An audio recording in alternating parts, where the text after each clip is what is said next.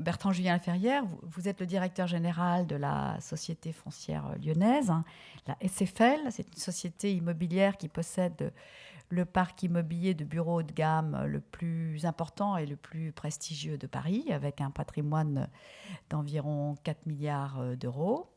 Un chiffre d'affaires de 150 millions d'euros. La SFL emploie une équipe, je crois, de 79 personnes. Bertrand-Julien Ferrière, vous offrez à des artistes la possibilité d'investir des lieux exceptionnels à Paris et de déployer leurs œuvres dans l'espace public, ce qui est très important.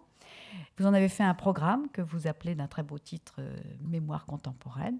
Alors voilà, est-ce que vous pouvez venir nous raconter ce programme et nous dire un peu ce qui se passe entre le moment où vous avez conçu l'envie de faire appel à un artiste pour un lieu déterminé et la réalisation de l'œuvre. Merci. Merci Pauline. Ce qui est intéressant peut-être dans ce qu'on essaye de faire, c'est plutôt l'idée de la commande d'artiste. C'est-à-dire de faire peut-être la première collection ou une des premières collections d'entreprises, parce que Renault l'avait fait d'ailleurs avant, qui soit exclusivement constituée de commandes d'artistes autour des sujets qui nous intéressent. Et puis finalement, on a requalifié récemment, d'ailleurs c'est une idée d'Alain Julien Ferrière, c'était de se dire non, en fait, la vraie terminologie, c'est une collection d'actes artistiques. C'est-à-dire qu'en fait, ce sont des interventions qui s'inscrivent dans votre métier, donc dans l'idée de l'action qui nous anime.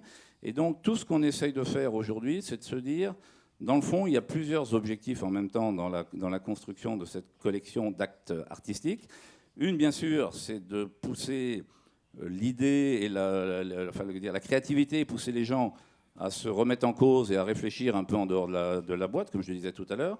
C'est aussi, bien sûr, une question d'image pour l'entreprise, pour essayer de se repositionner comme un peu une entreprise d'avant-garde, alors qu'on avait exactement l'image inverse. Mais c'est aussi l'idée de s'inscrire dans une logique de l'action. C'est une logique du mouvement, de la transformation et de la relation client. Toute l'idée est partie de cette idée de bousculer les façons de fonctionner et en même temps de faire connaître un site qui était extraordinaire. Une grande chambre d'huile, et qui reflète le bâtiment et qui permet d'avoir ces magnifiques photographies que Per Barclay, norvégien, fait depuis des années. Une intervention d'Alain Bublex, ce merveilleux artiste français, qui lui a travaillé sur cette idée, puisqu'on parlait de transformation, c'était un site qui allait de construction, d'identifier un petit bâtiment qui était destiné à la destruction. Et lui, son idée, c'est de dire, j'ai envie de faire exister ce bâtiment. Et donc, vous allez voir, il a revêtu de bâches qui reprenaient l'image stylisée de ce bâtiment, et puis il les a éclairés violemment sur tous les côtés, jour et nuit.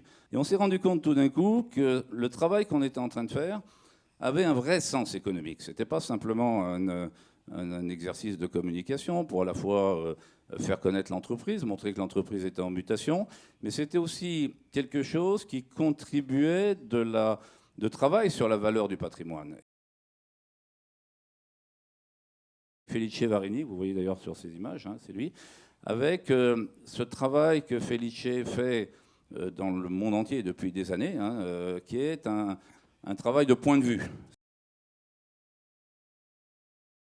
Et là, on lance cette 3e édition. On a fait ce choix, finalement, de faire intervenir François Morellet sur cet immeuble qui est incroyablement bien placé parce qu'il est entre Louvre, le Conseil d'État et le ministère de la Culture. On sait qu'il va y avoir des transformations de cet immeuble, marquons-le. On a produit ça aussi en un temps record avec une petite entreprise de Pantin qui a soufflé à la main les 120 tubes de néon. Voilà. Bravo.